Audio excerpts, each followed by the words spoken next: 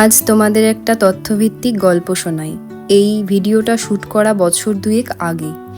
আমরা গেছিলাম কালীঘাট। সেখান থেকে হাঁটা পথেই মাত্র খানিকটা এগোলেই আলিপুর জেল মিউজিয়াম, যেটা আগে ছিল আলিপুর সেন্ট্রাল জেল। এখন সে জায়গাটা বন্দি শূন্য এবং মিউজিয়ামে পরিণত করা হয়েছে। দেখার জন্য খুবই ভালো জায়গা, ইতিহাসের একেবারে জীবন্ত দলিল বলা যায়। ঢোকার মুখে গেট পাস আছে।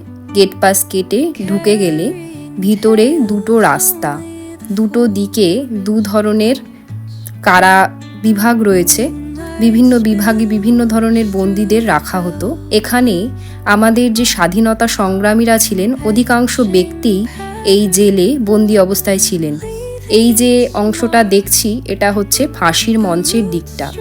এই যে সেলটা রয়েছে, এটাকে বলা হয় কন্ডেমড সেল। জাগরি উপন্যাসে এই সেল সম্পর্কে আমরা অনেক ধারণা পেয়েছিলাম। ফাঁসির আগের দিন রাত্রে কয়েদিকে এই ঘরেই রাখা হয় তার আত্মপর্যালোচনার জন্য। আর এই যে রুমটা রয়েছে, এখানে ফাঁসি দেওয়ার পর উক্ত ব্যক্তির হাতে পায়ে শিরা কেটে নিশ্চিত করা হয় যে সে মৃত। আর এই হচ্ছে ফাঁসির মঞ্চ, যেখানে বহু স্বাধীনতা সংগ্রামীর ফাঁসি হয়েছে। শেষ পর্যন্ত ধনঞ্জয়ের ফাঁসি এই মঞ্চেই দেওয়া হয়েছিল।